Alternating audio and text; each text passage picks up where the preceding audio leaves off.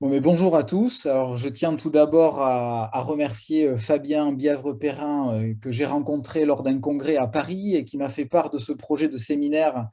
Et je remercie ensuite donc Clara Daniel et Benjamin Sevestre-Giraud de m'avoir inclus dans ce beau programme et de me permettre de poursuivre en fait cette réflexion que j'ai initiée pour le congrès parisien d'octobre dernier, organisé par l'Institut national d'histoire de l'art.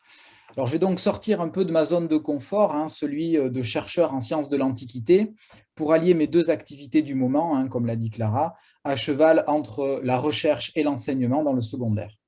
Alors, mes propos tiendront donc davantage d'une ébauche de réflexion que d'un produit fini, afin de tenter de cerner l'intégration ou la non-intégration de l'archéologie dans les programmes scolaires d'histoire. Alors, histoire et archéologie, c'est un couple évident, surtout lorsqu'il s'agit d'aborder les périodes les plus anciennes où les sources textuelles font cruellement défaut. L'archéologie, longtemps considérée comme simple science annexe de l'histoire, est aujourd'hui une spécialité reconnue de celle-ci. L'archéologue est désormais un historien à part entière. Pourtant, ne serait-ce que dans l'enseignement supérieur, ce couple ne va pas de soi. En licence, l'archéologie est mariée à l'histoire de l'art, un mariage qui dure. Si les étudiants d'histoire abordent l'Antiquité, tous ne sont pas familiarisés avec l'archéologie, souvent proposée en option facultative. Les jeunes licenciés d'histoire, et parfois même les jeunes maîtres ayant suivi une formation à la recherche en histoire ancienne, peuvent ne jamais avoir abordé cette discipline pourtant centrale dans les productions scientifiques portant sur la préhistoire, la protohistoire et l'histoire ancienne. Alors qu'en est-il alors de l'archéologie dans le secondaire? Comme chacun sait, elle ne fait pas partie des disciplines enseignées. Des demandes ont pourtant été formulées en ce sens, comme ce fut le cas du sénateur RPR Georges Griot en 1996. La réponse du ministère de l'Éducation nationale de l'époque, alors conduit par François Bayrou, ne lui donna pas raison. L'archéologie se retrouve alors au service de l'histoire, essentiellement au collège en sixième et dans une moindre mesure en cinquième. Elle se retrouve ainsi dans les mains de professeurs d'histoire-géographie, n'ayant pour certains jamais eu de formation spécifique la concernant. Un retour sur les programmes scolaires récents s'impose alors. On va y consacrer la première partie de cette analyse.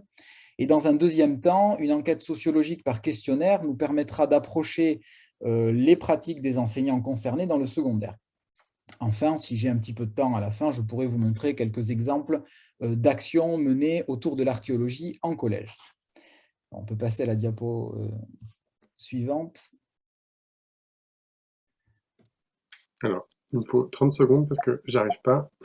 D'accord. Ça ne veut pas passer. C'est bon, en cliquant, Merci. ça marche. Je vous rends la parole. Donc, la première question qu'on peut se poser, c'est est-ce que l'archéologie est la grande oubliée de l'enseignement scolaire?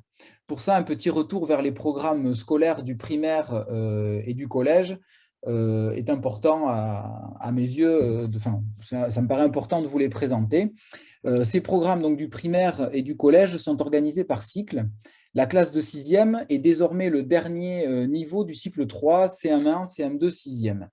Alors, bon, cette communication n'a pas pour objectif d'analyser les programmes du primaire, mais un rapide tour d'horizon est indispensable afin de comprendre la logique du cycle. Dans l'introduction du programme de cycle 3, il est précisé que les élèves sont confrontés aux traces concrètes de l'histoire et à leur sens, en lien avec leur environnement. Ils sont peu à peu initiés à d'autres types de sources et à d'autres vestiges. Les données archéologiques y ont donc une place centrale. En classe de CM1, les élèves sont invités à débuter l'histoire par un thème 1 intitulé « Et avant la France ». Alors, si les sources archéologiques ne sont jamais mentionnées explicitement dans les démarches et contenus d'enseignement, elles sont sous-entendues lorsque le programme demande d'analyser des traces spécifiques, notamment pour la préhistoire qui occupe le premier sous-thème. Alors, sans nous étendre sur ce programme, nous noterons deux points importants. Tout d'abord, les questions abordées portant sur les Celtes gaulois grecs, sur les grands mouvements de déplacement de population au IVe, Xe siècle, et sur mérovingiens et carolingiens dans la continuité de l'Empire romain, sont de toute évidence les questions tenant le plus compte des derniers acquis de la recherche archéologique. Aucun programme du secondaire, au collège comme au lycée portant sur l'Antiquité et le Moyen-Âge, ne peut rivaliser de ce point de vue. Les recherches sur les Gaules ont connu une révolution ces 20 dernières années et la problématique du brassage de leur population et des contacts tend à nous montrer que ces nouveaux acquis ont bien été intégrés. Alors, nous tiendrons le même discours sur les grandes migrations barbares qui supplantent aujourd'hui les grandes invasions héritées de l'historiographie du XIXe siècle. Enfin, l'idée d'une continuité de l'Empire sous certains aspects est désormais centrale, cassant la rupture traditionnelle entre un bas empire romain décadent et un haut Moyen-Âge qui s'invente comme un retour en arrière de 500 ans. C'est en tout cas ce que les chercheurs travaillant sur l'Antiquité tardive, dont je fais partie, dans un large spectre allant du IIIe au 8e siècle, tendent à démontrer. Le second point est un regret qui découle du premier, le regret de ne pas voir ces problématiques apparaître, et tant d'autres, dans les programmes du secondaire où les élèves auraient davantage de temps pour les étudier. Alors certes, l'archéologie est présente dans les programmes de collège et de lycée, mais elle se met au service de chapitres d'histoire très classiques dans leur forme et dans leur enchaînement. La faute sans doute aux médias, donnant beaucoup d'importance aux tenants d'une histoire scolaire traditionnelle, dans la droite ligne de celle proposée dès le Second Empire et sous la Troisième République, aux tenants de ce qu'on appelle le roman national. Alors sans aller jusqu'à cette histoire aujourd'hui dogmatique dont Dimitri Casali est un des plus grands et plus fervents défenseurs, un consensus populaire ou médiatique loue les vertus de l'histoire chronologique au collège. Il s'agirait alors de construire des repères, des grandes dates propres à une culture commune. Se repérer dans le temps est certes une compétence essentielle de l'histoire scolaire, mais doit-elle se faire au détriment des contenus scientifiques les plus actuels? Alors, sur la diapositive suivante, voilà le programme de 6e. Alors, en 6e, la préhistoire fait son retour en 2018, du paléolithique au néolithique. Cette longue histoire de l'humanité et des migrations, bienvenue au regard des nombreuses découvertes récentes, se termine par un chapitre désormais classique sous la Ve République qui porte à étudier les premiers États, premières écritures, dans le cadre de la Mésopotamie et de l'Égypte antique. On demande à l'enseignant de choisir, et nombreux sont ceux qui optent pour l'Égypte, passion française s'il en est depuis les expéditions napoléoniennes. À la diapositive suivante, merci beaucoup. L'année de 6e se poursuit ensuite avec un thème qui peine à trouver du sens pour des élèves si jeunes, s'intitulant « Récit fondateur, croyances et citoyenneté ». Il s'agit de plonger dans le désormais très classique mais essentiel chapitre sur le monde des cités grecques, dans les origines de Rome, du mythe à l'histoire, ainsi que dans la naissance du monothéisme juif. Les récits mythiques y trouvent plutôt une place de premier choix et l'enseignant se doit de les confronter aux sources archéologiques, permettant à l'élève de distinguer histoire et fiction. Alors si l'objectif est louable et hautement difficile pour des préadolescents de 11-12 ans, la méthode est quant à elle discutable. Elle revient en fait à confronter traces archéologiques et sources écrites. Ainsi, l'archéologie est censée rechercher ce qui est écrit dans les textes. C'est un peu la quête de l'Arche d'Alliance, en somme. Les écueils sont nombreux, et en premier lieu, la tentative de surinterpréter les découvertes pour coller au plus près de ce qui est écrit dans les textes.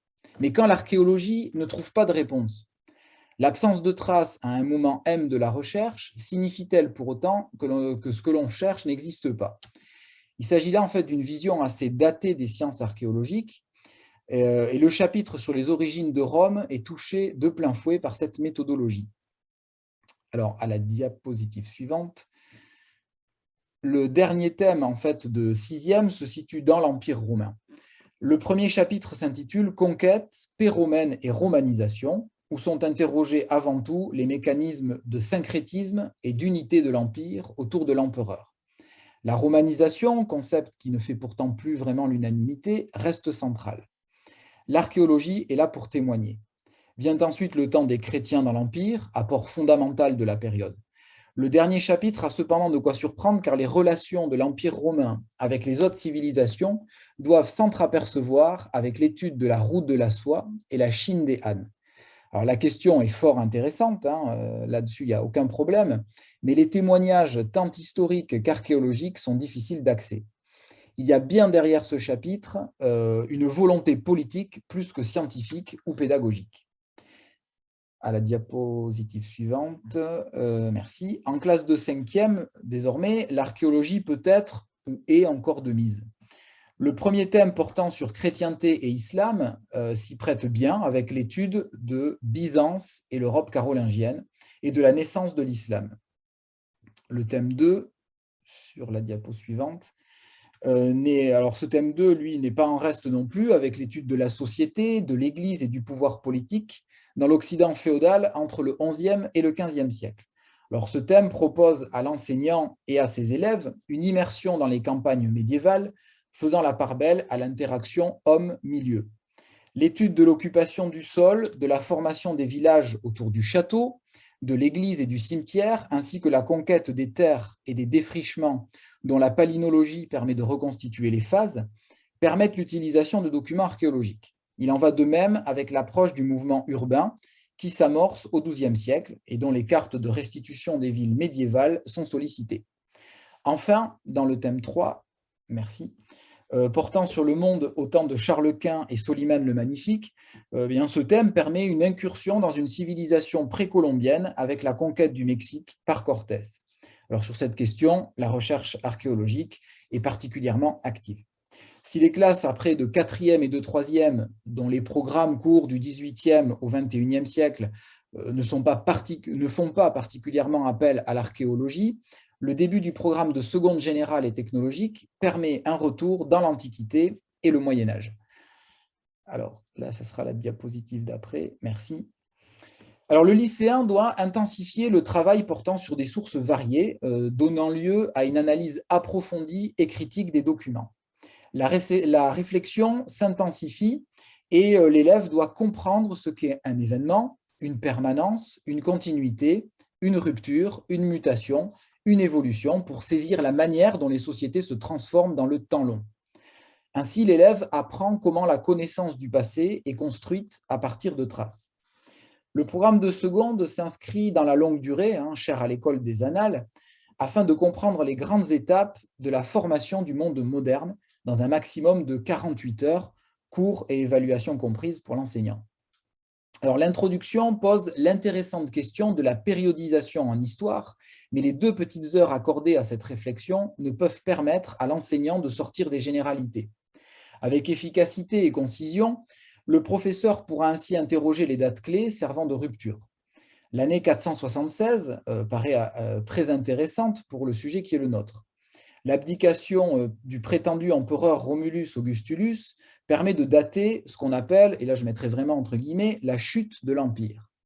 Cette date, en partie, voire totalement faussée, est pourtant retenue encore de nos jours dans la plupart des manuels, sans jamais ou presque être soumise à la critique. D'un point de vue historique, Romulus Augustulus n'est qu'un jeune usurpateur ne maîtrisant plus qu'une infime partie de la pars occidentalis. Son nom, invoquant le fondateur de Rome, Romulus, ainsi que celui du Principat, Auguste, a participé beaucoup à la légende. Bertrand Lançon, chercheur du courant continuiste tel qu'il est porté par Peter Brown, qualifie ce règne, je le cite, d'acmé pathétique et d'esthétisation dérisoire du crépuscule. Son ouvrage sur la chute de Rome, une histoire sans fin, démontre bien que vouloir dater la mort de ce géant antique n'est qu'illusoire, au mieux utopiste. Il le démontre en 11 arguments formant des chapitres. Alors, la chute de Romulus Augustulus n'est pas synonyme de chute de l'Empire romain. L'archéologie peut ainsi être un outil efficace, montrant les continuités dans les modes de vie des populations entre les 3e et 7e siècles, si ce n'est le 8e siècle en fonction de la thématique qu'on aborde. Si chute de l'Empire il y a, elle peut être datée de la fin du 4e siècle ou du début du suivant, ou alors plus tard, dans ce que l'histoire académique appelle le Haut Moyen-Âge. Tout dépend en fait des marqueurs que l'on recherche. De plus, si chute il y a, elle ne concerne que l'Occident romain, l'Orient subsistant pendant un millénaire dans ce que les modernes appelleront à tort l'Empire byzantin, et ce que dans le programme d'ailleurs on nomme Byzance, ce qui n'est en fait qu'une portion de l'Empire romain qui s'adapte tout au long du Moyen-Âge. Alors cette réflexion menée par Bertrand Lançon peut rejoindre celle lancée par Jacques Le Goff, démontrant que pour un paysan, rien ne change vraiment entre le 9e siècle et l'année 1789. Sa vie est soumise au rythme des saisons, au travail que ceux-ci induisent et aux impôts dont il est redevable. Si l'archéologie peut permettre de percevoir quelques évolutions techniques d'un point de vue agricole, l'analyse de la culture matérielle, quant à elle, démontre des standards de vie relativement similaires. Selon Jacques Le Goff, ce très long Moyen-Âge avalerait complètement la période moderne, ce qui fera plaisir aux modernistes. Alors, Le Goff, c'est en fait appuyé sur un certain nombre de sources et puis sur son expérience et a publié ce qu'on peut appeler un véritable essai, et pas véritablement, je dirais, une synthèse historique. Bon, je vais revenir ensuite au programme de seconde. Il s'agit pour le jeune lycéen en fait, de se plonger dans les périodes historiques étudiées de la 6e à la 4e, soit de l'Antiquité au temps moderne. Alors, diapositive suivante. Merci. Le premier thème en fait, du programme s'intitule « Le monde méditerranéen, empreinte de l'Antiquité et du Moyen-Âge ». Alors là, on a une partie qui doit être faite en 10-12 heures. On doit aborder à la fois la Méditerranée antique, avec les empreintes grecques et romaines qui sont désormais dans un seul et même chapitre. Autant dire que c'est vraiment très très court. La Méditerranée médiévale, ensuite, dans un autre chapitre, au niveau des échanges à la croisée de 3 civilisations. Le chapitre suivant, thème 2, merci, permet en fait de se plonger désormais dans les 15e, 16e siècles avec l'ouverture atlantique et les conséquences de la découverte du Nouveau Monde, notamment à partir du choc microbien. Et ensuite, Renaissance, humanisme et réformes religieuses ne font pas spécialement appel à l'archéologie. Ensuite, les programmes de première et terminale générale ne font absolument pas appel à l'archéologie et il faut aller dans la spécialité histoire, géographie, géopolitique et sciences politiques de la série générale qui va permettre de renouer un tant soit peu avec les sources archéologiques. Alors là, on a, comme on le voit, un axe 1 qui permet de se replonger une énième fois dans la démocratie athénienne après la 6e et la seconde. Et ensuite, donc, on a seulement un jalon de quelques heures qui permet de l'aborder. Là, le PowerPoint a disparu.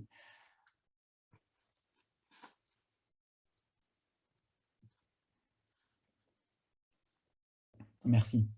Et donc, à la diapositive suivante, alors normalement, devrait apparaître le deuxième thème de la spécialité de première. Voilà, merci, qui doit porter sur la notion de frontière. Et dans l'axe 1, tracer des frontières pour avoir une approche géopolitique permet de se fixer sur le limes rhénan. Alors là, limes rhénan, avec une approche géopolitique des frontières, les restes archéologiques des fortifications sont alors une source de premier ordre pour comprendre le système de défense de l'Empire romain au début de l'Antiquité tardive. Alors, si les fiches EduScol ne constituent en rien un document officiel et impératif pour l'enseignant, elles tendent à devenir des outils irremplaçables pour les enseignants. Celle concernant le limes cite à raison le degré de perméabilité du système de défense, mais donne trop d'importance aux invasions barbares qui ne font plus désormais consensus dans le milieu de la recherche. Enfin, le thème 5, merci, vise à travailler sur les relations entre État et religion. Dans le premier jalon, le pape et l'empereur à l'époque de Charlemagne, et dans le deuxième jalon, sur les pouvoirs politiques et le magistère religieux dans le cadre de l'islam et de l'Empire byzantin. Là, des études numismatiques peuvent être menées avec les élèves. Enfin, en terminale, seul document archéologique que l'on peut rencontrer serait les frises du Parthénon. Mais là, comme on le voit sur les indications du programme, en fait, ce n'est juste que dans un cadre, c'est abordé en fait dans le cadre de la gestion du patrimoine français, donc inutile de se lancer dans une étude archéologique des données. J'en viens maintenant à un petit détour dans les manuels scolaires. Alors, parallèlement à ce tableau que je viens de dresser à grands traits, il est intéressant de regarder ce que les manuels scolaires proposent. Alors, ils ne constituent eux aussi en rien une trame officielle, mais sont un des outils les plus plébiscités par les enseignants pour mettre en scène leurs cours. Alors, s'intéresser de près au manuel peut être instructif. On remarquera sans grande surprise que le nombre de documents archéologiques utilisés est évidemment en rapport avec les niveaux dont le programme est ancré dans les périodes les plus anciennes. Alors, on va fixer notre attention sur les manuels des classes de 6e, 5e et dans une moindre mesure dans ceux de seconde, première et terminale. En ce qui concerne les 2 premières classes de collège, j'ai sélectionné 5 manuels, édition de 2016, pour chaque niveau. Alors, en sixième, on peut compter 13 natures de documents répertoriés pour un total de quand même 752 documents archéologiques, toutes des éditions confondues. Les différents manuels comptent entre 103 documents pour le Borda et 226 pour le livre scolaire, documents évidemment liés à l'archéologie. Donc, on a une moyenne de 150 documents sur les 5 éditions. Les sculptures sont les plus représentées, comme vous le voyez normalement en marron. Non, ça n'apparaît plus en marron, ça apparaît en bleu clair sur le PowerPoint. Arrivent ensuite les photographies de monuments, les fresques, les céramiques et les artefacts divers. Les photographies de sites, les plans, les mosaïques, les inscriptions et les monnaies sont bien moins représentées, entre 5 et 8% des documents. Les sépultures sont peu nombreuses et les graffitos et les restes de vivants sont vraiment anecdotiques. La plupart des manuels ont fait le choix de ne même pas les représenter.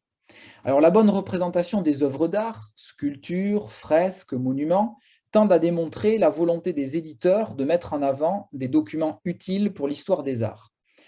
La bonne représentation des céramiques et des artefacts divers nous montre aussi une volonté de mettre en avant l'histoire culturelle. Alors, sur la diapo suivante, merci. On notera aussi enfin que sur les 752 documents archéologiques, eh bien, les 2 tiers d'entre eux ont un caractère démonstratif pour l'élève, c'est-à-dire qu'ils sont directement utiles pour les activités proposées dans les manuels aux élèves. A contrario, on a 1 tiers des documents qui ne revêtent qu'un caractère illustratif, ce qui n'empêche pas l'enseignant de les utiliser en bâtissant sa propre activité autour. Alors, merci. La documentation archéologique s'effondre en classe de 5e, passant à 164 documents sur les 5 éditions. Alors là, on voit que les natures de documents sont un peu moins nombreuses. On va avoir en plus de cela une moyenne de 32 documents archéologiques sur l'ensemble de ces manuels, avec toujours un minimum de documents utilisés dans le Borda, c'est 20 documents, et 51 dans le livre scolaire. Alors, pourquoi en fait on va avoir des différences aussi grandes? Est-ce que c'est un parti pris des éditeurs? Ce n'est pas forcément évident, c'est aussi peut-être un problème de mise en page. Par exemple, Borda a une ligne assez épurée, alors que le foisonnement documentaire est toujours au rendez-vous dans les différentes versions du livre scolaire. On remarquera alors que les photographies de monuments sont désormais en tête, avec un total de 28% de la documentation archéologique, toute édition confondue. Les photos de plans de sites sont aussi assez bien représentées, tandis qu'après, les mosaïques, sculptures, fresques et céramiques le sont beaucoup moins. Alors, on peut conclure que l'étude des sites, qu'il s'agisse de monuments, de capitales ou de villes, est largement plébiscitée par les manuels de 5e et que l'histoire culturelle est bien moins sollicitée. Alors, cette dernière subit certainement le renforcement de l'histoire politique, davantage mis en avant dans la première classe de ce cycle 4. Donc, merci. Les documents ensuite archéologiques sont assez démonstratifs, comme on le voit dans les manuels de 5e, puisque les 3/4 d'entre eux sont utilisés pour des activités qui concernent les élèves et seulement 21% ne sont qu'illustratifs. Alors, en ce qui concerne maintenant le lycée, merci. En ce qui concerne le lycée, bien moins concerné par l'archéologie, nous avons relevé le nombre de documents archéologiques sur un spécimen de chaque niveau, un en seconde, un en première et un en terminale. Alors, nous ne pourrons évidemment pas apporter les mêmes conclusions que pour les 2 classes de collège précédentes, le nombre d'individus étudiés étant insuffisant, mais bon, on a certaines tendances qui se dégagent. Le manuel de seconde compte 53 documents archéologiques où les sculptures sont particulièrement bien représentées, 1/4 du total, et à peu près le même pourcentage pour les monuments. Quant aux autres types de documents archéologiques, photographies, plans de sites, mosaïques, inscriptions, monnaies, ils sont anecdotiques. Pour la spécialité histoire-géographie en première et terminale, là les documents archéologiques se raréfient. On en a 17 en première, 13 en terminale.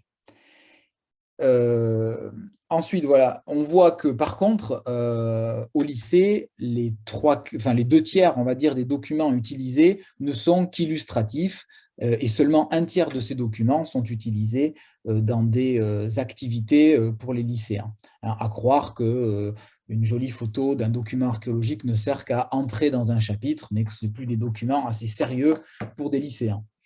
Alors, je vais en venir maintenant à la manière dont les enseignants peuvent percevoir l'histoire, enfin l'archéologie du moins. Hein, les enseignants d'histoire utilisent l'archéologie. Alors là, on peut se tourner vers le ressenti, l'expérience et les parcours suivis par les enseignants d'histoire-géographie pour tenter d'apercevoir le rapport qu'ils entretiennent avec elle. Alors pour cela, cette partie va se baser essentiellement sur une enquête par questionnaire que j'ai menée auprès d'enseignants français. Je vais vous présenter enfin quelques exemples, si j'ai le temps, menés en collège pour mettre en lumière l'archéologie et ses apports à l'histoire et à la société.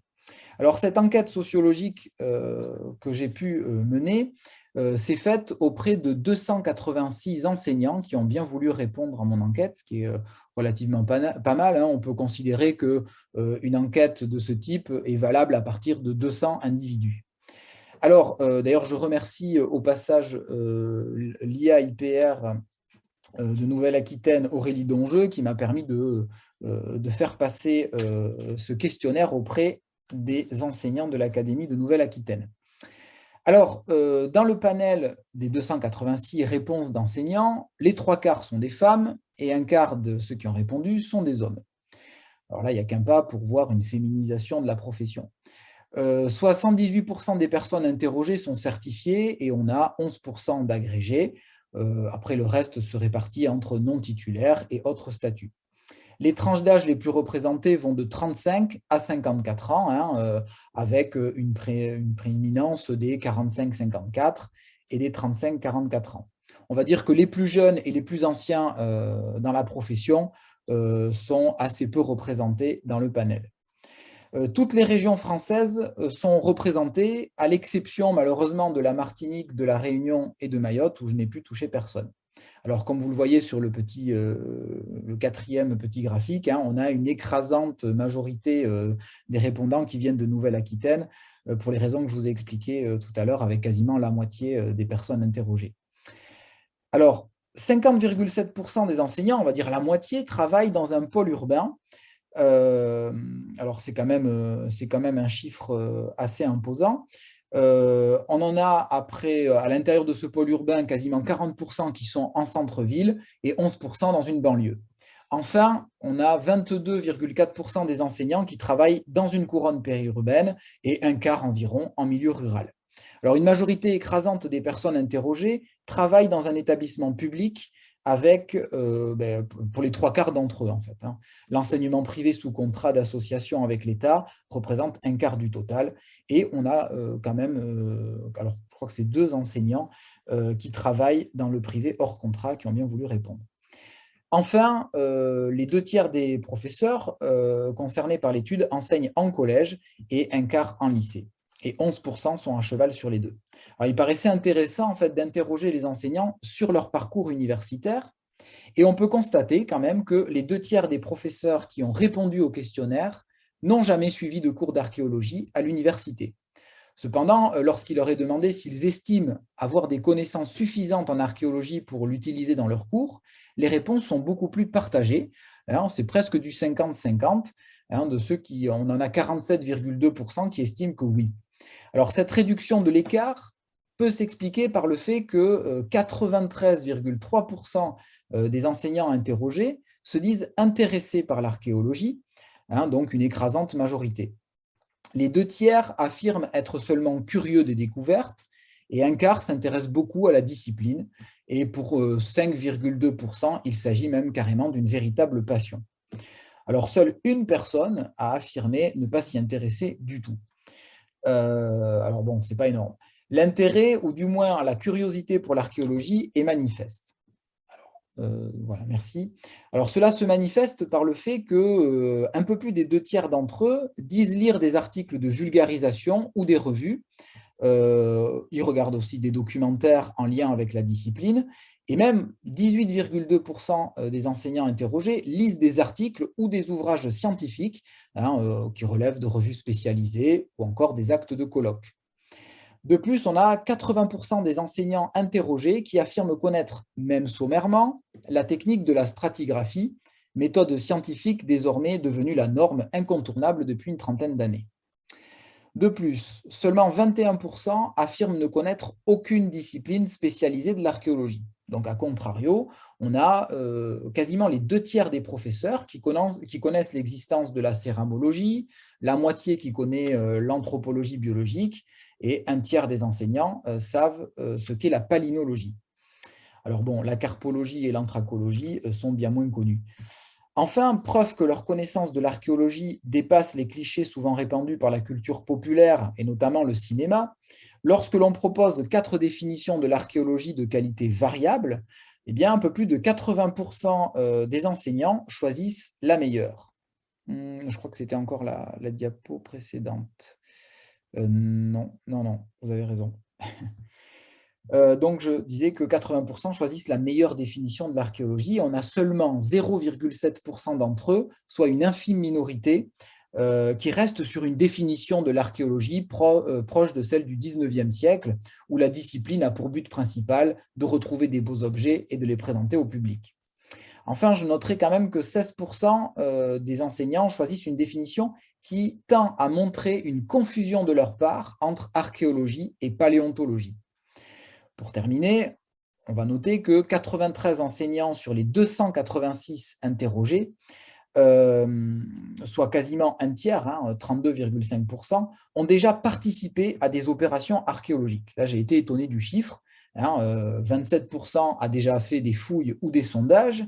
On en a même certains qui ont participé à des prospections, autour de 10%, et d'autres même qui ont fait du travail de laboratoire. Alors bon, cette proportion est tout à fait remarquable, mais il est possible cependant que l'attrait de certaines personnes pour l'archéologie ait renforcé la part de ceux qui s'y intéressent à participer à cette enquête. Donc ça a pu fausser un petit peu les résultats. Celle-ci, rappelons-le, était sur la base du volontariat et certains enseignants qui se sentaient étrangers à la discipline ont pu s'en détourner. Alors, si ce chiffre est peut-être à minorer un peu, la taille de notre échantillon laisse tout de même penser que de nombreux enseignants d'histoire-géographie, au moins un quart, ont une réelle expérience en archéologie. Alors là, ça doit être à la diapositive suivante. Alors, tout un pan de cette enquête s'appuyait sur la pratique pédagogique de l'enseignant en lien avec l'archéologie. En somme, nous pouvons nous demander comment cette science est intégrée dans leur enseignement et pour quelles raisons.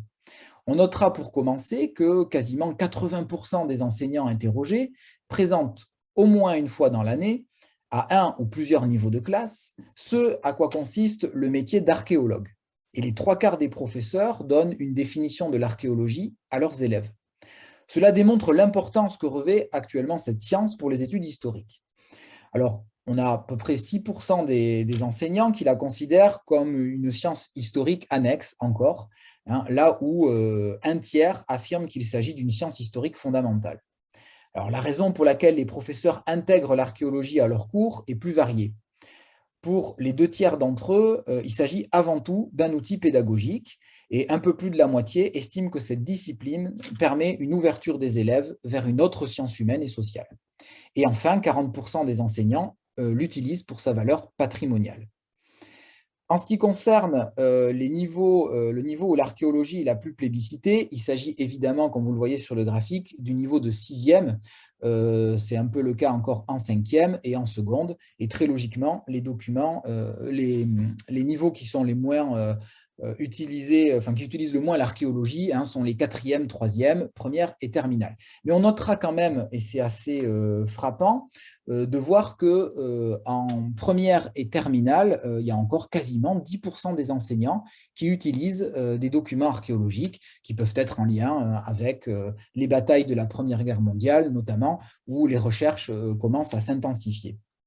Ensuite, au niveau des périodes qui utilisent l'archéologie, on voit quand même que les niveaux, alors la préhistoire, Mésopotamie, histoire antique, Grèce ancienne, Rome antique sont en fait des thématiques qui vont être largement plébiscitées par les enseignants pour l'archéologie.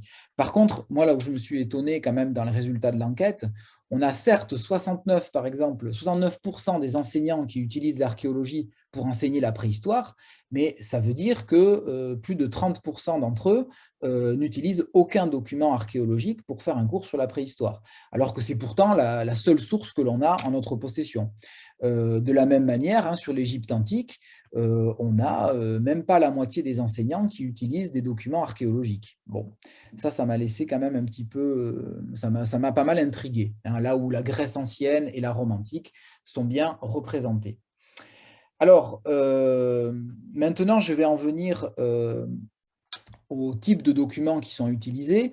On voit bien qu'en fait, les enseignants, hein, alors là, j'avais interrogé sur les plans, l'épigraphie, la numismatique, les sépultures, les monuments, les photographies de fouilles, etc., et les différents objets. On voit en fait que c'est assez bien réparti, hein, si ce n'est l'épigraphie qui est assez peu utilisée par les enseignants. Alors, pourquoi est-ce que les enseignants utilisent maintenant ces documents archéologiques? Bien, on a seulement 16% qui nous disent que parce qu'en fait, ils n'ont pas d'autres types de sources en leur possession. Presque la moitié utilisent des documents archéologiques parce que ça les intéresse eux-mêmes. Et ensuite, la plupart des enseignants les utilisent pour leur pertinence pédagogique, ce qui démontre bien qu'en fait, le statut du document est important pour les enseignants français. Alors, j'en viens maintenant à une autre thématique qui est celle de l'enseignement de l'archéologie à travers des projets. Alors, l'intérêt pour l'archéologie dans le secondaire peut dépasser les cours d'histoire, hein, répondant aux programmes très précis qui émanent des bulletins officiels. La dernière réforme du collège de 2016 a introduit des nouveautés importantes, notamment ce que l'on appelle les EPI, les enseignements pratiques interdisciplinaires.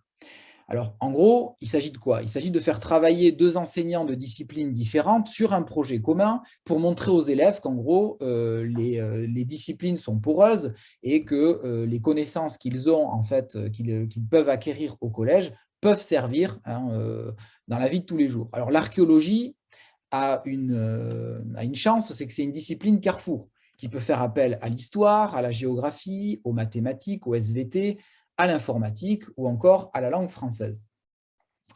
Alors, les enseignants d'histoire-géographie peuvent tout à fait concevoir un projet, hein, ou un EPI autour de l'archéologie. Notre enquête a permis de souligner l'attrait de cette discipline puisque seulement 22,7% des enseignants qui ont été interrogés n'ont jamais participé à des projets pédagogiques autour de l'archéologie. Ceci démontre bien le souci des professeurs d'histoire-géographie, hein, plus de la moitié d'entre eux a au moins, c'est autour de 56%, a au minimum fait la visite d'un musée archéologique avec ses élèves et 42% ont participé à des sorties scolaires thématiques, comme par exemple un voyage à Rome. Un quart des enseignants ont recours à des tâches complexes centrées sur des objets archéologiques et dans une proportion moins importante, ils peuvent parfois utiliser l'archéologie pour des jeux sérieux ou pour un EPI. Alors justement, dans la diapositive suivante, je vais vous présenter rapidement un projet qui a été mené au collège de Saint-André de Cubzac où une enseignante, Myriam Pinault, a mené en collège un projet en collaboration avec la mairie de Plassac, le conseil départemental et Cap Archéo, afin de sensibiliser les jeunes à leur patrimoine local, hein, et ensuite montrer l'importance de l'archéologie, du moins dans le domaine culturel. Et les élèves étaient amenés à faire des réalisations concrètes autour de la villa de Plassac et de réaliser une maquette. Elle a ensuite été mutée au lycée, où là, elle a un petit peu approfondi son expérience, alors ça sera sur la diapositive d'après, où là, toujours en collaboration avec Cap Archéo, elle va leur faire rencontrer des professionnels de l'archéologie. Alors là, ce sont des lycéens, hein, donc on peut pousser un petit peu les problématiques, hein. Alors toujours cette envie de sensibiliser les jeunes au patrimoine, d'étudier aussi un site archéologique d'une manière un peu plus poussée, et même proposer des restitutions 3D scientifiquement valides à l'aide de logiciels professionnels. Et enfin, il termine l'année avec une visite du musée de Vezuna.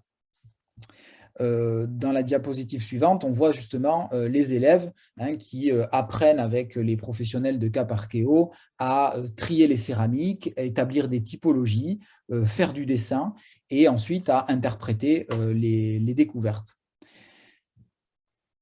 Alors, voilà, je vous présente enfin, puisque le temps tourne, un projet qu'on a mené avec une de mes collègues qui est professeure de sciences physiques autour de l'archéologie, qu'on a intitulé Sciences et archéologie, dans le cadre d'un EPI, justement, où on fait intervenir des professionnels de l'archéologie. Alors, ça a été pendant un certain temps la société Iker Archéologie, qui dépend du laboratoire Trace de l'Université de Toulouse, ou encore plus récemment, on a fait intervenir des archéologues issus du PCR Pirate qui travaillent sur les Pyrénées dans l'Antiquité.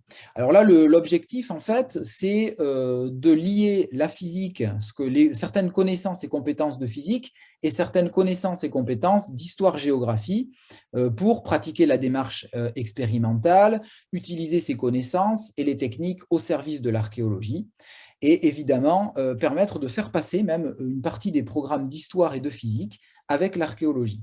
Alors pour ça, on s'appuie sur un temps, on va dire, plutôt de cours un peu classique, d'échange avec les élèves en classe, et à chaque cours dialogué avec les élèves, on passe ensuite 1 heure en TP au laboratoire, qui doit être présenté au moins avec quelques photos sur la diapositive suivante, où en fait on les amène au laboratoire et on leur fait quelques expériences, notamment on va travailler sur la prospection géophysique, où ma collègue de sciences physiques peut faire passer pas mal de choses au niveau de l'électricité. Les élèves sont aussi amenés à manipuler du mobilier et à essayer de comprendre justement la notion de stratigraphie. Et on termine cette année, toujours dans cet EPI de 5e, avec une visite d'un site, et on se rend au musée, à l'espace muséologique de Clarac, où la villa de la Lonquette est présentée. Alors là, les équipes de Marine Ibanez, qui est la responsable de ce musée, ont fait un travail assez formidable, puisqu'en fait, on va avoir une présentation, comme vous voyez dans la photo en bas à gauche, du site qui est restitué. Ce n'est pas vraiment le site archéologique, celui-ci a été remblayé, mais on a une restitution au sol du site pour permettre en fait de comprendre et de se rendre compte des volumes. Et ensuite, à l'intérieur du musée, les élèves sont invités à découvrir les collections archéologiques, évidemment l'histoire locale et des restitutions 3D du site archéologique de la Lonquette. Et dans la diapo suivante, donc les élèves, évidemment, peuvent voir avec un guide un petit peu l'historiographie du site, voir les différents types d'artefacts qu'on peut prélever sur une fouille. Et ils peuvent remettre aussi leurs connaissances qu'ils ont eues tout au long de l'année dans le cadre de cette visite. Et pour terminer, l'espace de Clarac propose des fouilles pour les élèves. Alors ça, évidemment, c'est ce qui leur plaît le plus, où ils vont pouvoir tout simplement s'initier aux techniques de fouille, aux bons gestes et la manière dont l'archéologue s'y prend, avec notamment un carvoyage et comment prélever les différents artefacts. Et évidemment, ces artefacts, ensuite, ils sont triés, regardés avec les élèves et classés pour voir quel type de discours on peut tenir avec ces objets. Alors bon, le temps est presque terminé. Donc cette communication avait pour but de percevoir la part que les enseignants d'histoire-géographie pouvaient consacrer à l'archéologie. Alors nous avons conscience que cette recherche-là que je vous ai présentée est perfectible, ce n'est qu'une ébauche à bien des égards, et que de nombreux aspects seraient encore à creuser. Elle aura cependant le mérite, j'espère, de se pencher sur un aspect pédagogique très peu observé jusqu'alors. Si des chercheurs se sont intéressés à plusieurs reprises sur l'évolution des programmes d'histoire dans le secondaire du 19e siècle à nos jours, la question de l'utilisation de l'archéologie dans les pratiques enseignantes reste mal cernée. Nous pouvons ainsi avancer, à l'issue de cette première enquête, que les programmes du secondaire n'ignorent évidemment pas les sciences archéologiques, mais que celles-ci apparaissent essentiellement dans les 2 premières classes du collège et dans une moindre mesure en seconde. De plus, nous soulignerons le manque d'originalité des objets d'études proposés en 6e et en 5e, et le fait que les questions historiques liées à traiter dans les programmes semblent ne pas faire véritablement écho aux avancées de la recherche.